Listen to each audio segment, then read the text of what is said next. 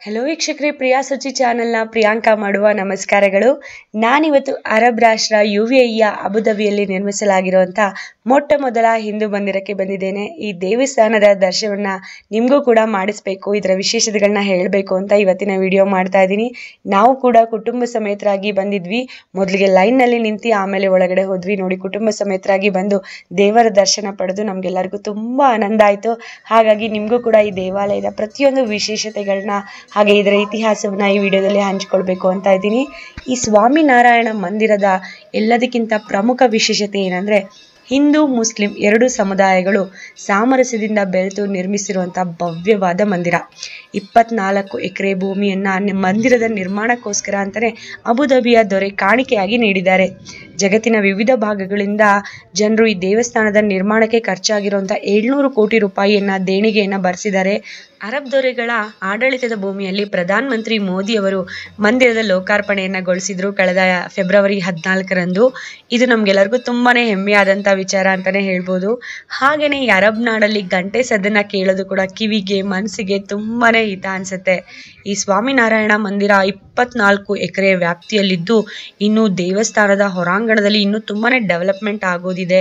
ಇನ್ನೂ ಕೆಲಸಗಳು ಬಾಕಿ ಇದೆ. ಇನ್ನೊಂದು ವರ್ಷದಲ್ಲಿ ಎಲ್ಲ ಕೆಲಸಗಳು ಮುಗಿಯುತ್ತೆ ಅನ್ಸುತ್ತೆ. ದೇವಸ್ಥಾನ ಪೂರ್ತಿಯಾಗಿ ರೆಡಿ ಆಗಿದೆ, ಆದರೆ ಹೊರಾಂಗಣದಲ್ಲಿ ಇನ್ನೂ ಏನೇನೋ ಮಾಡಬೇಕು ಅಂತ ಕಾರ್ಯಕ್ರಮಗಳನ್ನ ಹಮ್ಮಿಕೊಂಡಿದ್ದಾರೆ. ಒಂದು ವರ್ಷ ಬಿಟ್ಟು ಬಂದಾಗ ನೀವು ಅದನ್ನೆಲ್ಲ ನೋಡ್ಬೋದು. ತುಂಬಾನೇ ಅದ್ಭುತವಾದ ದೇವಸ್ಥಾನ ಅಂತಾನೆ ಹೇಳ್ಬೋದು. ಈ ಸ್ವಾಮಿನಾರಾಯಣ ಮಂದಿರದ ವಿಶೇಷತೆ ಏನಂದ್ರೆ, ಪೂರ್ತಿಯಾಗಿಯೂ 24 ಎಕರೆ ಜಾಗದಲ್ಲಿದೆ. 180 ಅಡಿ ಅಗಲ ಇದೆ, 260 ಅಡಿ ಉದ್ದ, 108 ಅಡಿ ಎತ್ತರದಲ್ಲಿದೆ. 2 ಗುಮ್ಮಟಗಳು, 7 ಶಿಖರಗಳು, 12 ಸಾಮ್ರಾನ್ ಮತ್ತು 410 ಸ್ತಂಭಗಳಿವೆ. 7 ಗೋಪುರಗಳಿದೆ. ಈ 7 ಗೋಪುರಗಳು UAEಯ 7 ಎಮಿರೇಟ್ಸ್ನ ಪ್ರತಿನಿಧಿಸುತ್ತೆ ಅಂತ ಕೂಡ ನಾವು ಅನ್ಕೊಳ್ಬಹುದು. ಮಂದಿರವನ್ನ ಒಳಾಂಗಣವನ್ನ ಅಮೃತಶಿಲೆ ಅಂದ್ರೆ ಮಾರ್ಬಲ್ ಇಂದ ಮಾಡಿದ್ದಾರೆ. ಹೊರಾಂಗಣವನ್ನ ಮರಳುಗಲ್ಲು ಅಂದ್ರೆ ಸ್ಯಾಂಡ್ ಸ್ಟೋನ್ ಇಂದ ಮಾಡಿದ್ದಾರೆ. ಇಟ್ಟಿಗೆಗಳನ್ನ ಕೂಡ ಬಳಸಲಾಗಿದೆ. ಹಾಗೇನೆ ಬ್ಯಾಪ್ ಸಂಸ್ಥೆಯು ದಿಲ್ಲಿಯ ಅಕ್ಷರಧಾಮ ಮಾದರಿಯಲ್ಲಿ ಈ ದೇವಾಲಯವನ್ನ ನಿರ್ಮಿಸಲಾಗಿದೆ. ರಾಜಸ್ಥಾನದ ಮರಳುಗಲ್ಲು, ಯುರೋಪಿಯನ್ ಮಾರ್ಬಲ್ನ ಕೂಡ ಬಳಸ್ಕೊಂಡಿದ್ದಾರೆ. ಈ ದೇಗುಲ ನಿರ್ಮಾಣಕ್ಕೆ ಉಕ್ಕು ಮತ್ತೆ ಕಬ್ಬಿಣ ಬಳಸೇ ಇಲ್ಲ. ಇದು ತುಂಬಾನೇ ವಿಶೇಷ. ರಾಜಸ್ಥಾನ ಮತ್ತು ಗುಜರಾತ್ನಿಂದ 2000ಕ್ಕೂ ಹೆಚ್ಚು ಕುಶಲಕರ್ಮಿಗಳು 3 ವರ್ಷದಿಂದ ಕಂಟಿನ್ಯೂಸ್ ಆಗಿ ಕಾರ್ಯನಿರ್ವಹಿಸಿದ್ದಾರೆ. ನವಿಲುಗಳು, ಆನೆಗಳು, ಒಂಟೆಗಳು, ಸಿಂಹಗಳು, ಚಂದ್ರನ ಹಂತಗಳನ್ನ ಈ ದೇವಸ್ಥಾನದ ಹೊರಾಂಗಣದಲ್ಲಿ ಕೆತ್ತಲಾಗಿದೆ. ಈ ಮಂದಿರದಲ್ಲಿ 27 ದೇವರುಗಳ ವಿಗ್ರಹಗಳನ್ನ ಕೆತ್ತಲಾಗಿದೆ. ಸ್ವಾಮಿನಾರಾಯಣ ಮಂದಿರದಲ್ಲಿ ಏಕಕಾಲಕ್ಕೆ ನೀವು 8 ರಿಂದ 10,000 ಜನರು ದರ್ಶನವನ್ನ ಪಡೆಯಬಹುದು. ಈ ಮಂದಿರದ ಹೊರಾಂಗಣದ ಗೋಪುರಗಳನ್ನ ನಾನು ಶೂಟಿಂಗ್ ಮಾಡಿದ್ದೀನಿ, ನೀವು ನೋಡ್ತಾ ಹೋಗಿ. ಈ ಮಂದಿರದಲ್ಲಿ ರಾಮಾಯಣ, ಭಾಗವತ, ಶಿವಪುರಾಣ, ಮಹಾಭಾರತ, ಹಾಗೆಯೇ ಪದ್ಮಾವತಿ, ವೆಂಕಟೇಶ್ವರ, ಸ್ವಾಮಿನಾರಾಯಣದ ಚರಿತ್ರೆ, ಪುರಾಣದ ಕಥೆಗಳಿದೆ. ಅಷ್ಟೇ ಅಲ್ಲ, Arabian, Egyptian, European, Chinese, African ನಾಗರಿಕತೆಯ ಕಥೆಗಳನ್ನ ಕೂಡ ಕೆತ್ತಲಾಗಿದೆ. ಸ್ವಾಮಿನಾರಾಯಣದ ಮಂದಿರದ ಗರ್ಭಗುಡಿಯಲ್ಲಿ ಶೂಟಿಂಗ್ ಮಾಡೋದಕ್ಕೆ, ಫೋಟೋಗ್ರಫಿ ಮಾಡೋದಕ್ಕೆ ಪರ್ಮಿಷನ್ ಇರಲಿಲ್ಲ.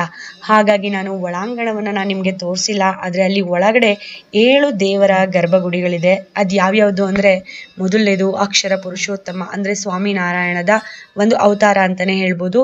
2ನೇದು ರಾಧಾಕೃಷ್ಣ, 3ನೇದು ರಾಮ, ಸೀತೆ, ಲಕ್ಷ್ಮಣ ಮತ್ತು ಹನುಮಂತ, 4ನೇದು ಶಿವ, ಪಾರ್ವತಿ, ಗಣೇಶ ಮತ್ತು ಕಾರ್ತಿಕೇಯ, 5ನೇದು ಪದ್ಮಾವತಿ ಮತ್ತು ಶ್ರೀನಿವಾಸ, 6ನೇದು ಜಗನ್ನಾಥ, ಸುಭದ್ರ ಮತ್ತು ಬಲದೇವ, 7ನೇದು ಅಯ್ಯಪ್ಪನ ಗರ್ಭಗುಡಿ. 18 ಮೆಟ್ಟಿಲುಗಳ ಜೊತೆ ಇದೆ. ಈ ಎಲ್ಲ ದೇವರುಗಳನ್ನ ನೋಡ್ತಾ ಇದ್ರೆ ಕಣ್ಣು ತುಂಬಿ ಬರುತ್ತೆ. ಹಾಗೇನೆ ಆನಂದ ಬಾಷ್ಪ ಕೂಡ ಬರುತ್ತೆ. ನಿಜವಾಗ್ಲೂ ತುಂಬಾನೇ ಸಂತೋಷ ಆಗುತ್ತೆ. ನೀವೆಲ್ಲರೂ ಈ ದೇವಸ್ಥಾನಕ್ಕೆ ಬಂದು ಈ ಗರ್ಭಗುಡಿಯಲ್ಲಿ ದೇವರುಗಳನ್ನ ನೋಡಿದಾಗಲೇ ನಿಮ್ಗೆ ಆ ಸಂತೋಷ ಹೇಗಾಗುತ್ತೆ ಅಂತ ಗೊತ್ತಾಗೋದು. ದೇವಸ್ಥಾನದ ಒಳಾಂಗಣದಲ್ಲಿ ಶೂಟಿಂಗಿಗೆ ಪರ್ಮಿಷನ್ ಇದ್ದಿದ್ರೆ ನಾನು ಕೂಡ ನಿಮ್ಗೆ ತೋರಿಸ್ತಿದ್ದೆ, ಆದ್ರೆ ಶೂಟಿಂಗ್ ಮಾಡೋದಕ್ಕೆ ಪರ್ಮಿಷನ್ ಇರಲಿಲ್ಲ, ಹಾಗಾಗಿ ನಾನು ತೋರಿಸಿಲ್ಲ. ಹೊರಾಂಗಣ ಕೂಡ ತುಂಬಾ ಅದ್ಭುತವಾಗಿದೆ, ನೀವು ನೋಡ್ತಾ ಹೋಗಿ, ತುಂಬಾ ಚೆನ್ನಾಗಿದೆ. ಈಗ ನಾನು ಈ ಅಬುಧಾಬಿಯಲ್ಲಿ ಈ ಸ್ವಾಮಿನಾರಾಯಣ ಮಂದಿರ ಹೇಗೆ ನಿರ್ಮಾಣ ಆಯಿತು, ಇದು ನಿರ್ಮಾಣ ಆಗೋದಕ್ಕೆ ಕಾರಣ ಆದವ್ರು ಯಾರು, ಇದರ ಇತಿಹಾಸ ಏನು ಅಂತ ನಾನೀಗ ಹೇಳ್ತಾ ಹೋಗ್ತೀನಿ. 1997ರಲ್ಲಿ ಪ್ರಮುಖ್ ಸ್ವಾಮಿ ಮಹಾರಾಜ್ರವರು ಅಬುಧಾಬಿಗೆ ಭೇಟಿ ನೀಡಿದ್ರು.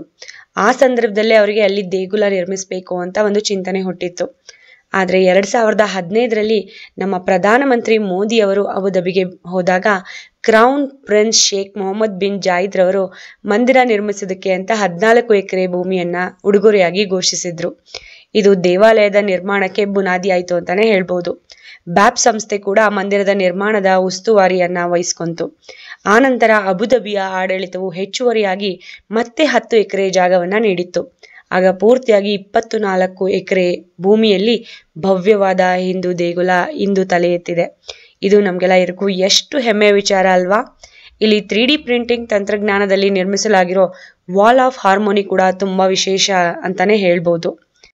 ಅಬುಧಾಬಿ ಮತ್ತು ದುಬೈ ಮೇನ್ ರೋಡ್ ಅಲ್ಲಿ ಇರುವಂತಹ ಈ ಭವ್ಯವಾದ ಸ್ವಾಮಿನಾರಾಯಣ ಮಂದಿರ ದುಬೈಯಿಂದ 50 ನಿಮಿಷಗಳ ಕಾಲ ಹಾಗೂ ಅಬುಧಾಬಿಯಿಂದ 35 ನಿಮಿಷಗಳ ಕಾಲ ದೂರದಲ್ಲಿದೆ. UAEಯ 7 ಎಮಿರೇಟ್ಸ್ಗಳನ್ನ ಕೂಡ ಇಲ್ಲಿಯ ಕೆತ್ತನೆಗಳು ಪ್ರತಿನಿಧಿಸುತ್ತೆ. ಹಾಗೂ UAEಯಲ್ಲಿ ಇರೋ ಮತ್ತು ದುಬೈಯಲ್ಲಿ ಇರುವಂಥ ಪ್ರೇಕ್ಷಣೀಯ ಸ್ಥಳಗಳು ಅಂದರೆ ಫೇಮಸ್ ಅಟ್ರಾಕ್ಷನ್ಸ್ಗಳನ್ನ ಕೂಡ ಇಲ್ಲಿ ಚೆನ್ನಾಗಿ ಕೆತ್ತಿದ್ದಾರೆ. UAEಯ ರಾಷ್ಟ್ರ ಪ್ರಾಣಿ ಒಂಟೆ ಆಗಿರ್ಬೋದು, ಅಥವಾ ರಾಷ್ಟ್ರ ಪಕ್ಷಿ ಫ್ಯಾಲ್ಕನ್, ಮತ್ತು ಆನೆಗಳು, ಸಿಂಹಗಳು, ಮತ್ತು ಅಲ್ಲಿರುವಂಥ ಪ್ರೇಕ್ಷಣೀಯ ಸ್ಥಳಗಳಂದರೆ ಅಬುಧಾಬಿಯಲ್ಲಿರುವಂಥ ಎಮಿರೇಟ್ಸ್ ಪ್ಯಾಲೇಸ್ ಇರಬಹುದು, ದುಬೈಯಲ್ಲಿರುವಂಥ Burj Al Arab 7 star hotel, Dubai frame, Burj Khalifa, ಪ್ರತಿಯೊಂದನ್ನ ಇಲ್ಲಿ ಕೆತ್ತಿದ್ದಾರೆ. ಹಾಗೆಯೇ ಅಲ್ಲಿ ಡೇಟ್ಸ್ ತುಂಬ ಫೇಮಸ್ ಡೇಟ್ಸ್ ಮರಗಳನ್ನ ಕೂಡ ಕೆತ್ತಿದ್ದಾರೆ. ಅಲ್ಲಿಯ ಇತಿಹಾಸವನ್ನು ಕೂಡ ಸಣ್ಣದಾಗಿ ಒಂದು ಕೆತ್ತನೆಯನ್ನ ಮಾಡಿ ತುಂಬಾನೇ ಸುಂದರವಾದ ಆಕೃತಿಗಳನ್ನ ಮಾಡಿದ್ದಾರೆ. ನೀವು ಕೂಡ ನೋಡಬಹುದು. ನೋಡಿ ಎಷ್ಟು ಚೆನ್ನಾಗಿದೆ ಅಲ್ಲ. ನಮ್ಮ ಹಿಂದೂ ದೇವಾಲಯದಲ್ಲಿ ಅಲ್ಲಿಯ ಕಲ್ಚರ್ನ ಕೂಡ ಅವರು ಕೆತ್ತಿದ್ದಾರೆ. ಇದು ನೋಡೋದಕ್ಕೆ ತುಂಬಾನೇ ಖುಷಿ ಆಗುತ್ತೆ ನೋಡೋದಕ್ಕೆ. ಅವರು ಕೂಡ ನಮ್ಮ ಹಿಂದೂ ದೇವಾಲಯಕ್ಕೋಸ್ಕರ 24 ಎಕರೆ ಜಾಗವನ್ನ ಉಡುಗೊರೆಯಾಗಿ ಕೊಟ್ಟು ಅಲ್ಲಿ ಭವ್ಯವಾದ ಇವತ್ತು ಒಂದು ಹಿಂದೂ ಮಂದಿರ ತಯಾರಾಗಿದೆ. ಅಲ್ಲಿಗೆ ಹೋದಾಗ ನಮಗೂ ಕೂಡ ತುಂಬಾನೇ ಸಂತೋಷ ಆಗುತ್ತೆ. ನೀವು ಕೂಡ ಒಮ್ಮೆ ಅಲ್ಲಿ ಹೋದಾಗ ಭೇಟಿ ನೀಡಿ. ತುಂಬಾನೇ ಚೆನ್ನಾಗಿದೆ. ಅಯೋಧ್ಯೆಯಲ್ಲಿ ನಿರ್ಮಾಣ ಆಗಿರುವಂಥ ರಾಮ ಮಂದಿರ ಎಷ್ಟು ಸುಂದರವಾಗಿದೆಯೋ ಅಬುಧಾಬಿಯಲ್ಲಿ ನಿರ್ಮಾಣ ಆಗಿರುವಂಥ ಈ ಸ್ವಾಮಿನಾರಾಯಣ ಮಂದಿರ ಕೂಡ ಅಷ್ಟೇ ಸುಂದರವಾಗಿದೆ ಅಂತಾನೆ ಹೇಳ್ಬೋದು.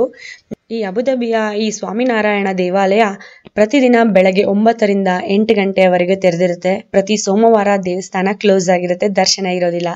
ನೀವು ಕೂಡ ಬರುವಾಗ ಸೋಮವಾರ ಬಿಟ್ಟು ಬಾಕಿ ದಿನಗಳಲ್ಲಿ 9 ಗಂಟೆಯಿಂದ 8 ಗಂಟೆವರೆಗೂ ಯಾವಾಗಲಾದರೂ ಬನ್ನಿ, ದರ್ಶನವನ್ನ ಪಡೆಯಿರಿ. ಈ ದೇವಸ್ಥಾನದ ದರ್ಶನ ಪಡೆದಾಗ ಆಗೋ ಆನಂದ ನಾನು ಹೇಳೋದಕ್ಕೆ ಆಗೋದಿಲ್ಲ, ಪದಗಳಲ್ಲಿ ವರ್ಣಿಸೋದಕ್ಕೆ ಆಗೋದಿಲ್ಲ. ನಿಮ್ಗೆಲ್ಲರಿಗೂ ಇವತ್ತು ನಾನು ತೋರಿಸಿರೋಂಥ ಅಬುಧಾಬಿಯ ಸ್ವಾಮಿನಾರಾಯಣದ ಮಂದಿರದ ವಿಶೇಷತೆಗಳು ಮತ್ತು ಈ ವಿಡಿಯೋದಲ್ಲಿ ತೋರಿಸಿರೋಂಥ ದೇವಸ್ಥಾನದ ವಿಡಿಯೋಗಳು ತುಂಬ ಇಷ್ಟ ಆಗಿದೆ ಅಂತ ಅಂದ್ಕೊಳ್ತೀನಿ. ಇಷ್ಟ ಆಗಿದ್ರೆ ಪ್ರಿಯಾ ಸಚಿ ಚಾನಲ್ಗೆ ಲೈಕ್ ಹಾಗೂ ಸಬ್ಸ್ಕ್ರೈಬ್ನ ಮಾಡಿ. ನಿಮಗೆ ತುಂಬ ಚೆನ್ನಾಗಿ ಅನಿಸಿದ್ರೆ ನಿಮ್ಮ ಫ್ಯಾಮಿಲಿ, ಫ್ರೆಂಡ್ಸ್, ರಿಲೇಟಿವ್ಸ್ ಜೊತೆಗೂ ಕೂಡ ಈ ವಿಡಿಯೋನ ಶೇರ್ ಮಾಡ್ಕೊಳ್ಳಿ ಅಂತ ಹೇಳ್ತಾ ಇವತ್ತಿನ ಈ ವಿಡಿಯೋನ ನಾನು ಮುಗಿಸ್ತಾ ಇದ್ದೀನಿ. ದೇವಸ್ಥಾನದಲ್ಲಿ ದೇವರ ದರ್ಶನ ಆದಮೇಲೆ ನಾನು ಕೂಡ ಈಗ ಮನೆಗೆ ಹೊರಟಿದ್ದೀನಿ. ಎಲ್ಲರಿಗೂ ಬಾಯ್, ಟೇಕ್ ಕೇರ್.